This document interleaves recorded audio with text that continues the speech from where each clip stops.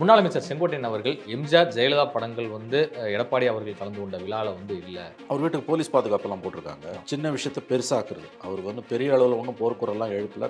அவருக்கு ஒன்றும் பெரிய ஆதரவாளர்களும் முதல்ல கிடையாது. அதிமுகவுக்குள் சில பிரச்சனைகள் இருப்பது உண்மைதான். ஆனால் அதை திமுகவும் திமுக சார்பு நிலையில் உள்ள ஊடகங்களும் ஊதி ஊதி பெரிதாக்குவது அளவுக்கு அங்கே பிரச்சனை இருக்கான்னு கேட்டிங்கன்னா செங்கோட்டையன் விஷயத்தில் இல்லைன்னு தான் எனக்கு தெரிஞ்ச வரைக்கும். ஆக்சுவலாக அது புறக்கணிப்பு தான், நோ டவுட். அவருக்கு ஏதோ ஒரு அதிருப்தி இருக்குது குஹன், அதில் சந்தேகம். செங்கோட்டையனுக்கு ஏதோ ஒரு அதிருப்தி இருக்குது. பட் எந்த அளவுக்கு அவர் போவாருன்றதான். எடப்பாடியை எதிர்த்து ஏதாவது ஒரு குரல் இன்னைக்கு அதிமுகக்குள்ளேருந்து எழுந்தாலும் அது சசிகலா, ஓபிஎஸ், டிடிவிக்கு சந்தோஷமாக தான் இருக்கும். திமுகக்குள்ளே எவ்வளோ அடித்தடி வெட்டுக்கூத்து நடக்குது தெரியுமா உங்களுக்கு? மீடியா அதை பேச மாட்டேது, கண்ணு முன்னால் பார்த்தாலும் காமிக்க மாட்டேன்றாங்க. இந்த பனிப்போர் சூடு பிடிக்கலாம், இல்லை கரைந்து போக வாய்ப்பு குறைவு. இது மேலே அதிகமாக தான் வாய்ப்பு. இப்போ இன்றைக்கி வந்திருக்க இந்த தீர்ப்புக்கு ஹைகோர்ட் சுப்ரீம் கோர்ட்டில் போய் ஸ்டே வாங்குறேன்னா எலெக்ஷன் கமிஷன் இன்னைக்கு பிஜேபியோட பெரிய இன்ஃப்ளூயன்ஸ் உள்ள தான் இருக்குன்றது நம்ம எல்லாருக்குமே தெரியும். ஒருவேளை ரெட்டையிலையை முடக்கிட்டான்னு வச்சுங்க, முடிஞ்சதுல அதை.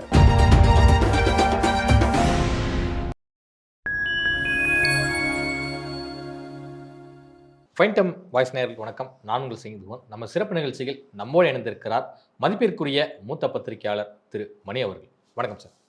எப்படி சார் இருக்கீங்க? நன்றாக. முன்னாள் அமைச்சர் செங்கோட்டையன் அவர்கள் எம்ஜிஆர் ஜெயலலிதா படங்கள் எடப்பாடி அவர்கள் கலந்து கொண்ட விழாவில் இல்லை அப்படிங்கிற ரீதியில் ஒரு குற்றச்சாட்டை முன் வச்சிருக்கிறாரு. விழாவுக்கு நான் போகல, அதுக்காக புறக்கணித்ததாக அர்த்தம் கிடையாது அப்படிங்கிறது சொல்லியிருக்காரு. ஆனால் பட் இருந்தாலும் நிறைய அதிமுகவில் பேசும்போது அவர் ஓரங்கட்டப்படுகிறார், இதனால தான் எடப்பாடிக்கு எதிராக போர்க்கொடி தூக்கப்பட்டிருக்கு அப்படிங்கிறத சொல்கிறாங்க. உண்மையில் நடந்தது என்னன்னு நினைக்கிறேன்? இல்லை, அவர் செங்கோட்டையன் இது வரைக்கும் கழுவுரம் இல்லை நழுவுற மீனாக இருந்திருக்காரு. இப்போ கூட அவர் இப்போ என்ன 5 நிமிஷம் மேலே என்ன சொல்லியிருக்காருன்னா, அவர் வீட்டுக்கு போலீஸ் பாதுகாப்பெல்லாம் போட்டிருக்காங்க. போலீஸ் பாதுகாப்பு போடுதுன்னா திமுகவோட நோக்கம் என்னன்றதை புரிஞ்சுக்கலாம். அதாவது சின்ன விஷயத்தை பெருசாக்குறது. அவருக்கு பெரிய அளவில் ஒன்றும் போர்க்குறெல்லாம் எழுப்பல. அவருக்கு ஒன்றும் பெரிய ஆதரவாளர்களும் முதல்ல கிடையாது. அங்கே அவர் சில நிர்வாகிகளை இன்றைக்கி சந்திக்க மறுத்துட்டாரு அப்படின்லாம் பேசுகிறாங்க. ஆக்சுவலாக அவர் அப்படி பண்ணலைன்னு அவரே பேட்டி கொடுத்துருக்காரு. தவறான செய்திகள் பரப்பப்படுகின்றன. அதிமுகவுக்குள் சில பிரச்சனைகள் இருப்பது உண்மைதான்.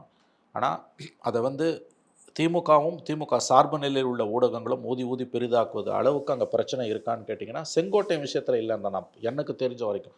அதிகாரபூர்வமாக அவர் இது வரைக்கும் பேசாத வரைக்கும் நான் பார்க்க தோன்றுகிறது. சரி, அதிகாரத்தில் ஒரு கட்சி 5 வருஷம் 10 வருஷம் பவரில் இருந்துட்டு இன்றைக்கி அதிகாரத்தில் இல்லைன்னா அந்த கட்சிக்குள்ளே என்னெல்லாம் நடக்குன்றதுக்கு இது ஒரு உதாரணம். இது இந்த செங்கோட்டையன் விவகாரம் ஒரு உதாரணம். அவர் வாயை திறந்து சொல்கிறாரு, நான் ஜெயலலிதா படத்தையும் எம்ஜிஆர் படத்தையும் போடாததால் தான் நான் வர்றேன். இதே செங்கோட்டையன் ஜெயலலிதா எம்ஜிஆர் படம் போடாத சில விழாக்கள்லாம் கலந்துக்கிட்டாருன்னு அவங்க சொல்கிறாங்க, எடப்பாடி தரப்புலேருந்து சொல்கிறாங்க. அப்போ புதியதாக இவருக்கு என்ன வந்தது என்பது தான் கேள்வி. அதிகாரபூர்வமாக அவர் எதுவுமே இது வரைக்கும் பேசவில்லை. செங்கோட்டையனை விட அவர் சீனியர். 72 எம்ஜிஆர் கட்சி காலத்து அரசியல்வாதி, 77 எம்எல்ஏ 72 கட்சி ஆரம்பிக்கும் போது மூத்த உறுப்பினர் அவர். நிர்வாக, அதாவது ஸ்தாபன உறுப்பினர்வாங்கல்ல, ஃபவுண்டேஷன் மெம்பர்ஸ். 77 எம்ஜிஆருக்கு ஜெயிச்சு சிஎம் ஆனப்போ அவர் எம்எல்ஏ, செங்கோட்டை எம்எல்ஏ. அதன் பிறகு 2011 ஜெயலலிதா ஆட்சியில் 12 அமைச்சரவையிலிருந்து நீக்கப்பட்டார். அதன் பிறகு ஜெயலலிதா இருந்த வரையில் அவருக்கு அமைச்சரவையில் இடமே கொடுக்கல.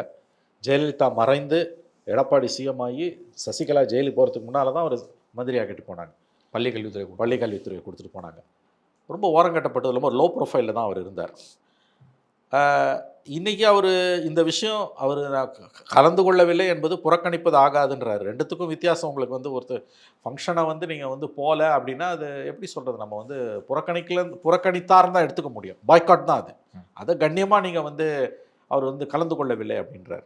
இந்த திமுக ஆதரவு ஊடகங்கள் என்ன பண்ணுவாங்க, திமுக ஆட்சியில் இருக்கும்போது பஸ் கட்டண உயர்வுன்னா பஸ் கட்டண உயர்வுன்னு போட மாட்டாங்க, கட்டணம் மாற்றி அமைப்புன்னுவாங்க.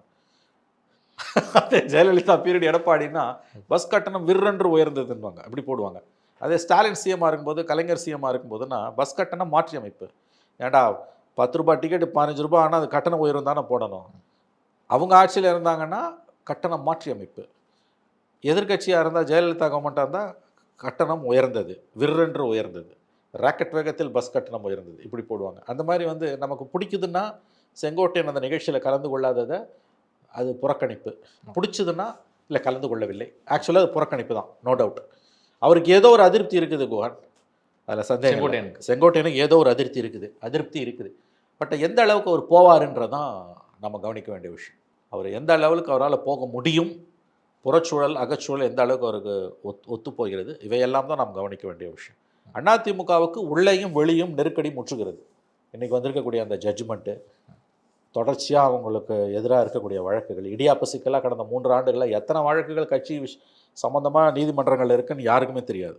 நீங்கள் இப்போ அப்படி பார்த்தீங்கன்னா உங்களுக்கு அத்தனைக்கும் ஏறி போயிட்டே இருக்கு, அத்தனை ஏறிக்கிட்டு போயிட்டே இருக்கும். அதாவது மாறி மாறி கீழ்கோர்ட்டு, ஹைகோர்ட்டு, சுப்ரீம் கோர்ட்டு, மறுபடியும் கீழே இறங்குவோம் ஹைகோர்ட்டு, அப்புறம் சுப்ரீம் கோர்ட்டு, சுப்ரீம் கோர்ட்டில் மறுபடியும் நீங்கள் சிவில் கோர்ட்டுக்கு போகணும். சிவில் கோர்ட்டில் நடந்துகிட்டே இருக்கும்போது ஃப்ரெஷ்ஷாக வேறு 2 பெட்டிஷன் ஹைகோர்ட்டுக்கு போவோம். ஹைகோர்ட்டில் அதுக்கு தீர்ப்பு வந்தோன்னா சுப்ரீம் கோர்ட்டுக்கு போவாங்க. இப்போ இன்றைக்கி ஹைகோர்ட்டில் ஜட்ஜ்மெண்ட் வந்திருக்குது. எலெக்ஷன் கமிஷன் சிம்பல்ஸ் தொடர்பாக முடிவு, இரட்டை இலை சின்னம் தொடர்பாக தேர்தல் ஆணையம் விசாரிக்கலான்ட்டாங்கல்ல. விசாரிக்க கூடாதுன்னு நீங்கள் எடப்பாடி சைட்லேருந்து நாளைக்கு அப்பீல் போயிடுவாங்க. வக்கீல்களுக்கு கொண்டாட்டம். ஒரு ஹியரிங்க்கு 50 லட்சம் 40 லட்சம் 50 லட்சம் வாங்கக்கூடிய வக்கீல்கள் இருக்காங்கல்ல, குறைஞ்சது 40 லட்சம் வாங்குறாங்களாம். சுப்ரீம் கோர்ட்னு போயினாலே இவர் ஆனார்னாலே காசு. ஆமாம், சுப்ரீம் கோர்ட்னா மினிமம் நீ 25 lakhs வச்சாகும். ஒரு நல்ல வக்கீல்னா 25 lakhs. சாதாரண வக்கீல்னாலே 5 லட்சம் வச்சாகணும் ஒரு சிட்டிங்க்கு, ஒரு ஹியரிங்க்கு. இப்போ இவரெல்லாம் நம்ம முக்குல் ரோத்தைக்கெல்லாம் ஒரு ஹியரிங்க்கு 50 லட்சம். அது வந்து இன்றைக்கி வந்து நின்று பேசுகிறாரு, நாளைக்கு ஒத்தி வச்சுனா நாளைக்கு 50 லட்சம். சாமானியனுக்கும் இந்த நீதித்துறைக்கும் எந்த சம்மந்தமும் இல்லை. ஓகே, சாமானிய இந்தியனுக்கும் இந்தியாவின் உச்சநீதிமன்றத்துக்கும் எந்த சம்மந்தமும் கிடையாது. அப்படித்தான் இதை நான் பார்க்க வேண்டும். செங்கோட்டையன் விவகாரம் என்பது அவருக்கு ஒரு மறுபடியும் சொல்கிறேன், அவருக்கு சில அதிருப்திகள் இருக்கின்றன. அவர் அமைதியாக இருக்கார். தன்னுடைய அதிருப்தியை இப்படி அவர் வெளிப்படுத்தி இருக்கிறார். எதற்காக அவர் அடிபோடுகிறார் என்பது தெரியவில்லை. ஏன்னா அவரை விட சீனியர்ஸ், அவரை விட நாட் சீனியர்ஸ் எல்லாருமே இன்றைக்கி இருக்கிறதுல அவர் தான் சீனியர் மோஸ்ட். ஆனால் அவர் தான் இன்றைக்கி வந்து வலுவிழந்து நிற்கிறார். அவரோட பிராந்தியத்தில் அந்த கொங்கு மண்டலத்தில் எடப்பாடி, தங்கமணி, வேலுமணி இவங்கெல்லாம் வந்துட்டாங்க. வலுவிழந்து நிற்பது இவர் மட்டும்தான், நம்முடைய செங்கோட்டையன் மட்டும்தான். அதனால் அவர் எந்த லெவலுக்கு இந்த இந்த இந்த இந்த இந்த அரசியல் யுத்தத்தை மேல் எடுத்துகிட்டு போவார் என்பது நாம் கவனிக்க வேண்டிய ஒரு விஷயம். அதே போல் அதிமுகவில் ஏற்கனவே பல முறை வந்து ஒரு கழக குரல்கள்லாம் ஒலித்து அப்புறமேல வந்து ஸ்பிட் ஆனதெல்லாம் வந்து பார்த்தோம். இப்போ செங்கோட்டையனும் ஒரு கழக குரலை வந்து எழுப்பி விட்டார், இனி என்ன ஆக போகுமோ அதிமுக அப்படிங்கிறதுலாம் வந்து ஒரு பேசப்படுது. இதை எப்படி பார்க்குறீங்க? அது பிரதான எதிர்க்கட்சியை பற்றிய நம்முடைய மீடியா நரேட்டிவ் சுழலுவது என்பது மீடியா எந்த அளவுக்கு வந்து ஒருதலை பட்சமாக இருக்கிறது என்பதற்கு உதாரணம். நரேந்திர மோடியுடைய 11 ஆண்டு கால ஆட்சியில் தேசிய ஊடகங்கள் என்ன லட்சணத்தில் இருந்தனவோ அந்த லட்சணத்தில் தான் தமிழக ஊடகங்கள் இருக்கின்றன. திமுகவோட செயல்பாடுகளை, முதலமைச்சருடைய செயல்பாடுகளை, துணை முதலமைச்சருடைய செயல்பாடுகளை, அரசியல் நடக்கக்கூடிய ஊழல்களை இதை விவாதிப்பதற்கு பதிலாக பொழுதுனிக்கும் 24 மணி நேரமும் நம்ம தான் பேசியிருக்கோம். உலகமே அழிஞ்சாலும் அதிமுக பற்றி தான் பேசுவானுங்களே ஒழிய திமுக பற்றியோ ஆட்சியாளர்களை பற்றியோ பேச மாட்டாங்க. இது முழுக்க முழுக்க முழுக்க மோடி அரசில் 11 ஆண்டுகளாக ஆர்னாப் கோஸ்வாமிகள் டெல்லியில் செய்வதை இன்றைக்கி தமிழ்நாட்டில் வந்து இங்கே இருக்கக்கூடிய ஊடகங்கள் செய்து கொண்டிருக்கின்றன. இன்றைக்கி லட்டு மாதிரி வெறுமாயம் மெல்றவனுக்கு அவுல் இல்லை, இன்றைக்கி லட்டு கிடச்சிருக்கு. இன்னையிலேருந்து அடுத்த வந்து காலவரையின்றி அதிமுக மட்டுமே தொலைக்காட்சிகளில் விவாதிக்கப்படும். பூமியே இடிஞ்சு விழுந்தாலும், வானமே இடிஞ்சு விழுந்தாலும் அதிமுக தான் விவாதிக்கப்படும். இது எவ்வளோ ஒரு ஷேம்லெஸ் மீடியான்னு நீங்கள் பாருங்களேன். இது சொல்கிறதால நீ அதிமுக ஆளணும் கிடையவே கிடையாது. மீடியா வந்து எப்பயுமே சமநிலையோடு இருக்கணும், நடுநிலை இல்லை, சமநிலையோட. குறிப்பாக ஆளும் கட்சியை விட எதிர்கட்சிக்கு தான் கூடுதல் முக்கியத்துவம் கொடுக்கணும். ஏன்னா எதிர்கட்சி பக்கம் நிற்கிறது தான் மீடியாவோட வேலை. அதிமுக விவாதத்தை தாராளமாக நம்ம விவாதிக்கலாம். அது மட்டுமே விவாதிப்பது என்பது எவ்வளோ அயோக்கியத்தனமானது. திமுகவை பற்றி விவாதிக்கணும்னா எதை விவாதிப்பாங்கன்னா, முதலமைச்சர் 200 சீட்டு ஜெயிப்போன்னு சொன்னார்னா எந்த அடிப்படையில் முதலமைச்சர் சொல்லுகிறார்? முதலமைச்சர் சொல்லுவது சரியா தவறா? 6 பேர் இருப்பாங்க. 4 பேர் வந்து திமுக ஆதரவாளர்கள், வெளிப்படையாகவும் மறைமுகமாகவும். 2 பேர் வந்து எதிர்த்தரப்பில் இருப்பாங்க. இந்த 2 பேரில் ஒருத்தர் கொஞ்சம் நல்லா பேசுகிறாருன்னா ஆங்கரும் இவங்க கூட சேர்ந்துருவார். ஸோ 5:2, 4+1+2 7 பேர். இப்படி தான் நம்ம இது அப்படியே டெல்லி ஃபார்முலாவை இங்கே கடைபிடிக்கிறது. அது எப்படிங்க ஒரு குறைஞ்சபட்ச நேர்மை கூட இல்லாமல் 6 பேரில் வந்து 5 பேரை நீ விவாதத்தை கூப்பிட்றேன்னா 3 பேர் வந்து திமுக சொம்பாவும் 2 பேர் திமுக எதிராக எப்படி நீ வைக்க முடியும்? நீ 2 தானே வைக்க முடியும். இல்லை, திமுக சார்பில் ஒருத்தர் தானே திமுக சார்பாக வரவரை கூட நம்ம புரிஞ்சுக்கலாம். அவருக்கு கூட குறைஞ்சபட்ச நேர்மை இருக்கும். அதிகாரப்பூர்வ திமுக செய்தி தொடர்பாளர்கள் 90% பேருக்கு ஒரு அடிப்படையில் நேர்மை இருக்குது, நான் மறுக்கலை. ஆனால் இந்த திமுக சார்பாக பேசக்கூடிய பத்திரிகையாளர்கள், அரசியல் பார்வையாளர் இருக்காங்கல்ல, ஐயோ அவங்க பண்ணக்கூடிய அட்டகாசம் தான். காரி துப்பணும்னு தோணும் உங்களுக்கு. துப்புனா நம்ம வீட்டு டிவி மேலே தான் நம்ம துப்பிக்கணும், அப்புறம் நம்ம தானே அதை துடைக்கணும், செலவு நம்மளுக்கு தானே. டிவி கெட்டு போச்சுன்னா ஆஃப் பண்ணிட்டு போயிடணும், இல்லை மியூட் பண்ணிவிட்டு பார்க்கணும். நான் ஏற்கனவே சொன்னேன்ல, நான் மியூட் பண்ணிட்டு தான் பார்ப்பேன். அவங்க வந்து பேசும்பொழுது மியூட் பண்ணிட்டு தான் பார்க்குறது. அவங்க எதிர்க்கட்சி பேசும்போது ஆங்கர் குறுக்கிட்டுக்கிட்டே இருப்பார், 30 செகண்டில் 3 தடவை குறுக்கிடுவார். ஆனால் ஆளும் தரப்பு திமுக செய்தி தொடர்பாளர்கள் திமுக சார்பாக பேசும்பொழுது அவங்க கதா காலட்சேபம் போல் வந்து 3 நிமிஷம் 5 நிமிஷம்னா அவங்க பரப்புரை நிகழ்த்துவாங்க. அது டிவி டிபேட்டாகவே இருக்காது. டிபேட்டுக்குன்னு ஒரு ஃபார்மேட் இருக்குங்க. நீங்கள் ப்ரொஃபஷனல் சேனல்ஸ்லாம் பார்த்தீங்கன்னா டிபேட் ஃபார்மேட்டுன்னு ஒன்று இருக்குது. அங்கே கதா காலட்சேபம் கிடையாது. ஒரு மீட்டிங்கில் பேசுகிற மாதிரி பேச முடியாது. ஆனால் தமிழ்நாட்டு ஊடகங்களில் 90% ஊடகங்களில், பெரும்பாலான 90% ஊடகங்களில் திமுக மற்றும் திமுக ஆதரவாளர்கள் பேசும்பொழுது அது பரப்புரையாக கதா காலட்சேபமாக இருக்கும். ஆங்கர் குறுக்கிடவே மாட்டார். அவங்க என்ன வேணால் பேசலாம், வரம்பின்றி பேசலாம். அதே திமுக விமர்சித்து யாராவது அறிவு தளத்திலிருந்து நேர்மையாக தனிநபர்களை பேசாமல் இஷ்யூஸை பற்றி பேசினா கூட 3 செகண்டில் 30 செகண்டில் 3 தடவை குறுக்கிடு இருக்கும். உங்களுக்கு வந்து இப்போ யார் புதுசாக யாரோ ஸ்போக்ஸ் பர்சன் வராங்கன்னு வச்சுக்கோங்களேன், 6 பேர் புது ஆளுன்னு வச்சுக்கோங்களேன். திமுக சார்பாக வரக்கூடிய ஒரு 3 பேர், ஒருத்தர் திமுக 2 பேர் திமுக ஆதரவாளர்கள், ஃப்ரெஷ் ஃபேஸ், நமக்கு தெரியாது யாருன்னு. எதிர்த்தரப்புலே திமுக எதிர்கட்சியும் ஃப்ரெஷ் ஃபேஸ், நமக்கு தெரியல 5 பேர் யாருன்னா ஈஸியாக கண்டுபிடிச்சிடலாம்.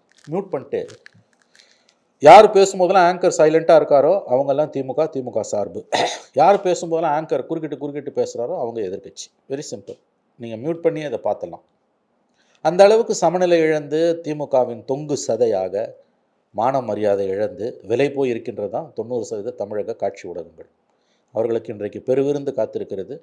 இன்றைக்கி வந்து இன்னையிலேருந்து இன்னும் ஒரு 4 நாளைக்காவது இதையே பேசுவாங்க கண்டிப்பாக, அதில் எந்த சந்தேகமும் இல்லை. சுப்ரீம் கோர்ட்டுக்கு எப்படி ஏடிஎம்கே எடப்பாடி தரப்பு போயிடுவாங்க, இமீடியட்டாக போயிடுவாங்க. அவங்க போன பிறகு அங்கே அவங்களுக்கு ரிலீஃப் கிடைக்கலாம், கிடைக்காமலும் போகலாம். இப்போ அதை வச்சு ஒரு 4 நாள் ஓட்டுவாங்க. எப்படியும் இதை வைத்து ஒரு குறைந்தது 1 வார காலமாவது விவாதங்கள் சுழலும். இதில் பெரிய அட்வான்டேஜ் யாருக்குன்னா அரசாங்கத்துக்கு. ஏன்னா அரசின் குறைகளை, அரசின் குற்றங்களை, ஏகப்பட்ட மக்கள் பிரச்சனைகள் என்று தலைவிரித்து ஆடிக்கொண்டிருக்கின்றன. சட்டம் ஒழுங்கு சந்தி சிரிக்குது. அரசாங்கத்தோட ஊழியர்கள், எல்லா தரப்பு ஊழியர்களும் இன்றைக்கி தெருவில் இறங்கி போராடிட்டு இருக்காங்க. ஸ்ட்ரைக் கால் கொடுத்துருக்காங்க. ஜாக்டோஜி ஸ்ட்ரைக் கால் கொடுத்துருக்காங்க. பழைய ஓய்வூதிய திட்டம் உள்ளிட்ட வாக்குறுதி கொடுத்த எதையுமே இவங்க நிறைவேற்றலை. போக்குவரத்து தொழிலாளர்கள் பிச்சை எடுக்கிறான் தெருவில், லிட்ரலி வந்து நிர்வாணமாக இது கோமணம் கட்டிக்கிட்டு பிச்சை எடுக்கிறான். ஆசிரியர்களோட நிலைமை மோசமாக இருக்குது. பகுதி நேர ஆசிரியர்கள் போராடிட்டு இருக்காங்க, செவிலியர்கள் போராடுறாங்க, மருத்துவர்கள் போராடுறாங்க. போக்குவரத்து துறை தனியார் மயமாயிட்டு இருக்கு, மருத்துவத்துறை தனியார் மயமாயிட்டு இருக்குது. Lateral entry எதிர்க்கிறாங்க. செக்ரட்டேரியட்டுக்குள்ளேயே எவ்வளோ லேட்ரல் என்ட்ரி வந்திருக்குது, திமுக அரசு ரெட்டை வேடம் போடுதுன்னு செக்ரட்டேரியட் எம்ப்ளாயிஸ் யூனியன் சொல்கிறாங்க. இந்த மாதிரி வந்து மக்கள் பிரச்சனைகள் தலைவிரிச்சிங்க ஆடிக்கிட்டு இருக்குது. விலைவாசி விண்ண முட்டுது. எல்லாத்துக்கும் மோடி கவர்மெண்ட் காரணம் கிடையாது. மோடி கவர்மெண்ட் காரணம் தான் பல விஷயங்களுக்கு. ஆனால் மாநில அரசுகளுக்கும் சில பொறுப்புகள் இருக்குது. நீ அதை தட்டி கழிச்சிட்டு எல்லாத்துக்கும் மத்திய அரசையே காரணம் சொல்வது என்பது அறிவு நேர்மை இல்லாத ஒரு காரியம். நான் திமுகவை ஆதரிக்கக்கூடிய பத்திரிகையாளர்களையும் அரசியல் விற்பனர்களையும் குறிப்பிட்டு சொல்லுகிறேன். எல்லாத்துக்கும் மோடி கவர்மெண்ட்டை காரணம் காட்டுவது என்பது அறிவு நேர்மை இல்லாத ஒரு அயோக்கியத்தனமான காரியம். திமுக தோழமை கட்சிகளும் அதைத்தான் செய்து கொண்டிருக்கிறார்கள். மாநில அரசுக்கென்று சில பொறுப்புகள் இருக்கின்றன, அதை அவர்கள் முழுவதும் தட்டி கழித்து கொண்டிருக்கிறார்கள். ஊழல் தலைவிரித்து ஆடிக்கொண்டிருக்கிறது, குடும்ப அரசியல் தலைவிரித்து ஆடுது. இப்போ இதிலிருந்தெல்லாம் தப்பிச்சுக்கிறதுக்கு அதிமுகவின் உள்விவகாரமும் டெல்லியில் நடைபெறக்கூடிய சம்பவங்களும் தமிழ்நாட்டு ஊடகங்களுக்கும் ஆளும் கட்சிக்கும் வந்து சிறப்பான ஒரு காரியத்தை, வசதியை செய்து கொடுத்து கொண்டிருக்கின்றன. இல்லை, இப்போ நீங்கள் சொல்கிற குறிப்பிட்ட அந்த மக்கள் பிரச்சனை எல்லாமே வந்து நம்ம ஊடகங்கள் பேச தானே செய்கிறோம் சார். எந்த விதத்தில் நீங்கள் பேசுகிறீங்க? நம்ம வந்து சமூக வலைதளங்களை நீங்கள் சொன்னீங்கன்னா பேசுகிறோம். அச்சு ஊடகங்களையும் ஓரளவு விவாதிக்கப்படுது. காட்சி ஊடகங்களை எடுத்துக்கோங்க.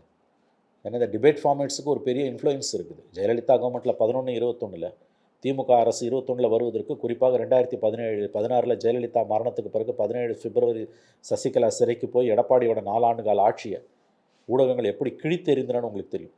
எங்கேயாவது ஒரு தனிப்பட்ட முறையில் ஒரு கான்ஸ்டபிள் ஒரு பகையில் குடிச்சிட்டு யாராவது ரோட்டில் போகிறவனை இழுத்து போட்டு அடித்தான்னா அதை வச்சு 4 மணி நேரம் விவாதம் பண்ண ஊடகங்கள். இன்றைக்கி சந்தி சிரிக்குது சட்டம் ஒழுங்கு. எதை விவாதித்தாங்க? எவ்வளோ மோசமான நிலைமையில் சட்டம் ஒழுங்கு போயிட்டுருக்கு. உடனே யூபியை பார், மத்திய பிரதேசை பார், டெல்லியை பார். அண்ணா யூனிவர்சிட்டி என்னாச்சு? அந்த கேஸோட ஃபாலோ அப் எவனாவது பார்த்தானாங்க? எந்த மீடியா பர்சனாக போய் பார்த்தானாங்க? மெயின் கேஸ் என்னங்க ஆச்சு? ஜேர்னலிஸ்ட்டுங்களை கூப்பிட்டு ஃபோனை பிடுங்கினாங்க, ஆர்ப்பாட்டம் பண்ணாங்க, கோர்ட்டுக்கு போனாங்க. அதுக்கு பிறகு அவங்களுக்கு தீர்வு கிடச்சிது, ஃபைன், அதோடு முடிஞ்சு. மெயின் கேஸ் என்ன ஆச்சு? மெயின் கேஸில் நீதி கிடைச்சிதா? என்ன விசாரணை எந்த கட்டத்தில் இருக்குது? யார் விசாரிக்கப்பட்டிருக்கிறார்கள்? சம்மந்தப்பட்ட நபர் போலீஸ் கஸ்டடியில் இருக்காரா, ஜுடிஷியல் கஸ்டடியில் இருக்காரா, மருத்துவமனையில் இருக்காரா, எங்கே இருக்கார், யார் அந்த சார், எங்கே போச்சு? அந்த மெயின் கேஸை ஃபாலோ பண்ணி அந்த மக்களுக்கு அந்த செய்தியை கொடுக்கறது தானேங்க மீடியாவோட வேலை. ஒருத்தன் செஞ்சானாங்க, அச்சு ஊடகங்களையும் காட்சி ஊடகங்களையும். மெயின் கேஸ்லேருந்து நீ உங்கள் கண்ணை எடுத்துட்டல்ல. அந்த காலத்தில் அப்படி இல்லைங்க. ஜெயலலிதா பீரியடில், கலைஞர் பீரியடில் கூட அப்படி இல்லை. மீடியா வந்து முதுகெலும்போடு தான் இருந்தது. இப்போ 3 பேர் ஃபோனை பிடுங்கணுன்னா உங்கள் கவனம் பூரா ஃபோனை திரும்ப வாங்குறதுலையும், ஜேர்னலிஸ்ட்டுக்கும் போலீஸுக்குமான பிரச்சனையாக அது மாறி போன பிறகு கவனம் பூரா அதில் இருந்தது. கோர்ட்டுக்கு போனாங்க, அதுக்கப்புறம் ரிலீஃப் கிடச்சிது, ஓகே ஃபைன், நல்ல விஷயம் அது. ஏன்னா எலக்ட்ரானிக் டிவைஸ்லாம் பிடுங்குற அதிகாரம் போலீஸுக்கு கிடையாது. போராட்டமும் நல்ல நியாயமானது, கோர்ட்டு தீர்ப்பும் கரெக்டாக வந்தது. ஆனால் அதே நேரத்தில் தன்னோட கடமையை மீடியா செய்ய தவறிடுச்சுன்றது தான் என்னுடைய குற்றச்சாட்டு. மெயின் கேஸை பற்றின உன்னோட கவரேஜ் எங்கே? அதுதானே மக்களுக்கு தேவை. உன் மீதான தாக்குதல் என்பது ஜனநாயகத்தின் மீதான தாக்குதல். ஒரு மீடியா பர்சனோட ஃபோனை பிடுங்கிறது என்பது கருத்துரிமை மீதான தாக்குதல், சந்தேகமே இல்லை. அதுக்காக போராடினாங்க, எதிர்க்கட்சிகளும் அதுக்கு ஆதரவு தெரிவித்தாங்க. நீதிமன்றங்கள், இந்திய நீதித்துறை இன்னமும் சாமானியனின் கடைசி நம்பிக்கை என்பதை அந்த தனி நீதிபதி தீர்ப்பு உணர்த்தியது. நீதிமன்றங்களை நாம் வணங்குகிறோம், சந்தேகமே இல்லை. ஆனால் மீடியா அது ஒன்னோட தன்னோட வேலையை நிறுத்திக்கிச்சா நான் கேட்குறேன். மெயின் கேஸோட கவரேஜ் எங்கே? புரியுதா இல்லையா? அதுதானே காமன் மேனுக்கு முக்கியம். அவனை பொறுத்த வரைக்கும் அதுதானே மெயின். நீதியை நிலைநாட்டுறதுல ஊடகங்களோட பங்குன்றது என்ன? இப்படிப்பட்ட ஒரு சம்பவம் நடந்திருக்கு. அந்த சம்பவத்தோட விசாரணை என்பது சிறப்பு புலனாய்வு குழுக்கு வந்து நீதிமன்றத்தால் மாற்றப்பட்டிருக்கு. 3 பெண் ஐபிஎஸ் அதிகாரிகள் அந்த வழக்கை விசாரிக்கிறார்கள். அதில் ஒரு பிரச்சனை வந்தது, மீடியாவோட ஒரு பிரச்சனை வந்தது, ஃபோனை பிடுங்கினாங்க. அதுக்கு பிறகு போராட்டங்கள், ஆர்ப்பாட்டங்கள், அரசியல் கட்சி தலைவருடைய கண்டன அறிக்கைகள், நீதிமன்ற தலையீடு, அவர்களுக்கு நியாயம் வழங்கப்பட்டது, அவருடைய தொலைபேசிகள் அவரிடம் ஒப்படைக்கப்பட்டன. கரெக்ட். இதை மட்டும்தானே மீடியா கவர் பண்ணிச்சு. அந்த மெயின் கேஸ் என்ன கட்டத்தில் இருக்குது அதையே நம்ம ஃபாலோ பண்ணல. அதிமுகவில் செங்கோட்டையன் அவர்களுடைய இந்த அதிருப்திக்கு ஆதரவாக சசிகலா, ஓபிஎஸ், டிடிவி ஆகியோர் வந்து ஏதாவது ஒரு விஷயத்த சொல்லுவாங்களா? டிடிவி தினகரன் வந்து ஏற்கனவே 2026 அதிமுக வந்து க்ளோஸ் அப்படிங்கிறது வந்து பேசிட்டு வர்றாரு. ஸோ இப்போ செங்கோட்டையனுடைய இந்த ஒரு சிறிய எதிர்ப்பு என்பது அவர்களுக்கெல்லாம் ஒரு பெரிய ஒரு உத்வேகத்தை வந்து கொடுத்துருக்கா? இதில் இந்த அணிகள்லாம் ஒன்று சேர வாய்ப்பு இருக்குது. இல்லைங்க, நீங்கள் ஒரு விஷயம் புரிஞ்சுக்கணும். எடப்பாடியை எதிர்த்து ஏதாவது ஒரு குரல் இன்றைக்கி அதிமுகக்குள்ளேருந்து எழுந்தாலும் அது சசிகலா, ஓபிஎஸ், டிடிவிக்கு சந்தோஷமாக தான் இருக்கும். ஏன்னா எதிரிக்கு எதிரி நண்பன். செங்கோட்டை எந்த அளவுக்கு போவார்ன்றது நமக்கு தெரியாது. கோகுலேந்திராவும் ஒரு விஷயத்த சொல்லியிருக்காங்கல்ல. இல்லை, கோகுலேந்திரா வந்து ரொம்ப சாதாரணமான விஷயம். அது எல்லா கட்சியிலையும் பேசுறது. எல்லா கட்சியிலையும் இப்படி பேசுகிறாங்க. திமுகக்குள்ளே எவ்வளோ அடித்தடி வெட்டுக்கூத்து நடக்குது தெரியுமா உங்களுக்கு? மீடியா அதை பேச மாட்டேங்குது, கண்ணு முன்னால் பார்த்தாலும் காமிக்க மாட்டேன்றாங்க. இதோ இப்போ மேயர் அந்த அம்மா போனாங்க பெரம்பூரில், ஒரு வட்ட செயலாளருக்கு அவங்களுக்கும் சண்டை நடக்குது. நான் 40 வருஷமாக எங்கள் கட்சி நடத்துகிறேன். அந்த அந்த அந்த வட்ட செயலாளர் கேட்குறாரு, அந்த கவுன்சிலரை வட்ட செயலாளராக கேட்குறாரு அந்த அம்மாவை. மேயரோட நிறையா கவுன்சிலருக்கு சண்டைங்க. சென்னை மாநகர மேயர் இருக்காங்களே பிரியா, அந்த அம்மாவோட திமுகக்குள்ளேயே அவங்களுக்கு எதிராக நிறைய கலக குரல்கள் இருக்குது. கவுன்சிலர்ஸு, வட்ட செயலாளர் அவங்களுக்கு எதிராக பேசுகிறாங்க. ஓப்பனாக பொதுவெளியில் நடக்குது. வீடியோவில் எடுக்கிறத கூட மீடியா பேச மாட்டேங்குது, போட மாட்டேங்குது. 3 மாநகராட்சி கவுன்சிலர் மேயர்களையா மாற்றுச்சு திமுக. கோவை அண்டு திருநெல்வேலி மாற்றுறாங்க, காஞ்சிபுரத்தில் தப்பிச்சிட்டாங்க. அப்போ அந்த கவுன்சிலர்கள் ஒவ்வொருவரும் அவங்க மேயர் மேலே வச்ச குற்றச்சாட்டுகள் எதிர்க்கட்சிகளோ ஊடகங்களோ வைக்காத குற்றச்சாட்டுகள். நம்ம பேசியிருக்கோம். ஊழல் தலைவிரிச்சு ஆடுது, திருநெல்வேலி மேயர் அங்கே எவ்வளோ லஞ்ச லாவணியம் தலைவிரிச்சு ஆடுதுன்னு அந்த கவுன்சிலர்கள் தான் உள்ளூரில் அவ்வளோ பிரச்சாரம் பண்ணாங்க. ஆளுங்கட்சி கவுன்சிலர்கள். மீடியா அதை பேசிச்சா? கோயம்புத்தூர் கமிஷனுக்கு எதிராக மிகப்பெரிய அளவில் போர்க்குரல் எழுந்தது. கடைசியில் மாற்றினாங்க, திருநெல்வேலியும் மாற்றினாங்க, கோவையிலையும் மேயர் மாற்றினாங்க. ஆமாம், அதை மீடியா எவ்வளோ தூரம் பேசிச்சு. அப்போ எல்லா கட்சியிலையும் அது இருக்குது. அந்த மாதிரி தான் கோகுலேந்திரா விஷயமும் நம்ம இது பண்ணல. பட் செங்கோட்டை இஷ்யூ கொஞ்சம் சீரியஸ் ஆனது. ஏன்னா அவர் புறக்கணிக்கிறாரு, ஒரு சீனியர். எந்த அளவுக்கு அவர் போவார்ன்றது இப்போ நீங்கள் கேட்குறது வந்து டிடிவி தினகரன், சசிகலா, ஓபிஎஸ் இவங்களுக்கெல்லாம் இது சந்தோஷமாக தான் இருக்கும். பட் அவங்களால ஒருங்கிணைஞ்சு செயல்பட முடியுமா? இப்போ எடப்பாடிக்கான சேலஞ்ச் என்பது அதிமுகவுக்கு உள்ளேருந்து வரணும். சீனியர்ஸ் இருக்காங்கல்ல, வேலுமணி, தங்கமணி, விஜயபாஸ்கர். இல்லை, இன்னும் ஒரு சிலர்லாம் ஒருபடி மேலே போய் பொதுச் செயலாளர் பதவிக்கு வந்து ரெடி ஆகிறாரு செங்கோட்டையன். பின்னணியில் வந்து பாஜக இருக்கு, இனிமேல் எடப்பாடி காப்பு, இப்படிலாம் இல்லை. இது வந்து நம்ம என்ன மாதிரி இது வந்து எப்படியாவது எடப்பாடியை காலி பண்ணுன்ற நல்ல எண்ணத்தில் இயங்கக்கூடியவங்களோட வேலை. அது எந்த அளவுக்கு உண்மை நமக்கு தெரியாது. ஒரு சன்னிங்கன்னு வாங்க குகன், ஒரு அதிமுகக்குள்ள ஒரு ஒரு பெரிய அதிருப்தி இருக்குன்றது உண்மை, நான் மறுக்கல. அது அதிமுகக்குள்ள ஒரு ஒரு ஒரு அன்ரெஸ்ட்னு வாங்க ஆங்கிலத்தில், ஒரு நிம்மதியற்ற ஒரு தன்மை, ஒரு எப்படி சொல்கிறது, ஒரு சரியான வார்த்தை வந்து ஒரு கடுமையான ஒரு கோபம், அதிருப்தி இருக்குது. எல்லாத்தையும் சமாளிக்க முடியாத ஒரு சுச்சுவேஷன் இருக்குது. பட் அதுக்கு யார் வடிகால ஆகுறது, யார் அதுக்கு தலைமை தாங்கிறது, எடப்பாடிக்கு எதிராக சேலஞ்ச் பண்ணுறது யாரு? இப்போ அதாவது 6 பேர் எடப்பாடியை சேலஞ்ச் பண்ணாங்கலாம் நியூஸ் வந்தது உங்களுக்கு கொஞ்ச நாளைக்கு முன்னால். கடந்த வருடம் வந்தது. பெரிய நியூஸாக போச்சு. பட் பொதுக்குழுவில் அது பேசப்படலை. வெளிப்படையாக எடப்பாடியோட அத்தாரிட்டியை சேலஞ்ச் பண்ணி உங்களுக்கு வந்து அந்த 6 பேர் யாராவது அறிக்கை கொடுக்கணும், வெளிப்படையாக அதில் ஒருத்தராவது பேசணும், பொதுக்குழுவில் ஒரு குரல் எழுதணும். பொதுக்குழுவில் ஒருத்தன் கூட ரைஸ் பண்ணலை. இப்போ நடந்த பொதுக்குழு டிசம்பர் 15-16 நடந்த பொதுக்குழுவில் ஒரே ஒரு வாய்ஸ் கூட இல்லை. அதனால் கட்சிக்குள்ளே வந்து எடப்பாடிக்கு எதிரான குரல்கள் இல்லைன்னு நான் சொல்லலை, இருக்கு.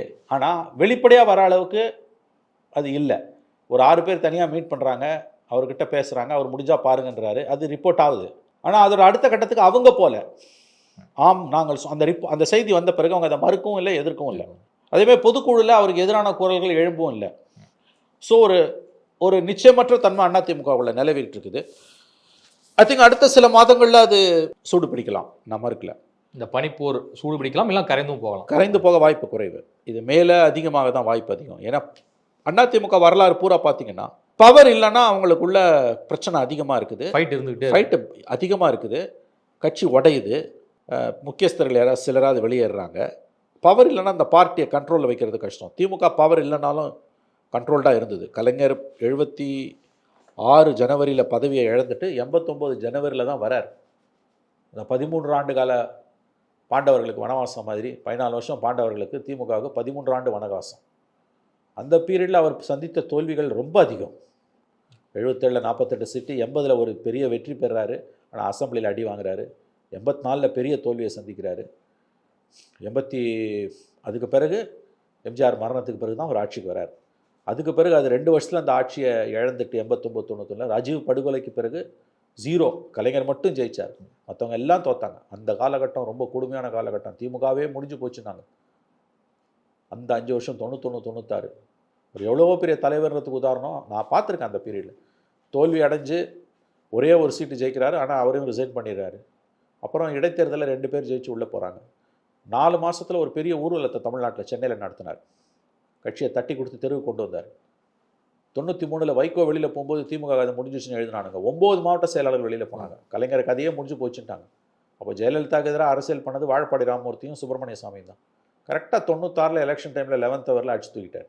அப்போ 1 இப்போ 231. ஆமாம், அப்படியே. எஸ், அவர் சேர்த்து வச்ச சொத்தை இன்றைக்கி திமுக அனுபவிக்குது.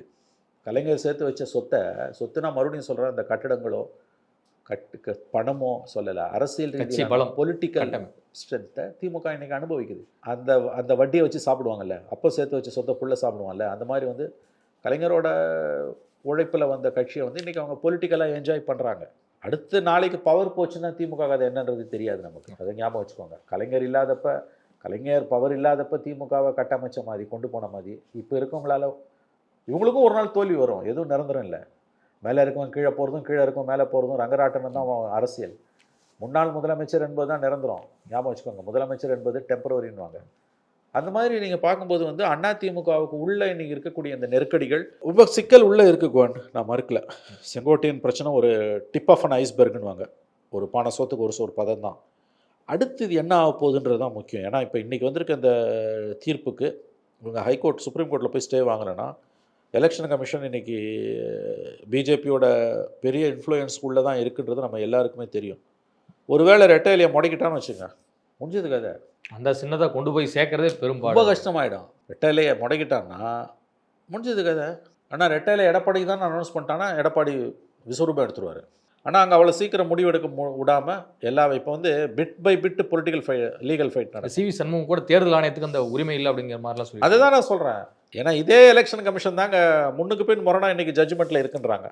நம்ம தராசு ஷாம் இருக்கார்ல, அவர் கூட வந்து பேட்டியில், புதிய தலைமுறை பேட்டியில் சொல்லியிருக்கார், 3 இடங்களில் வந்து முன்னுக்கு பின் முரணான தீர்ப்புகள் வந்து கொடுக்கப்பட்டிருக்கு, விவரங்கள் சொல்லப்பட்டிருக்கு அப்படின்ட்டு.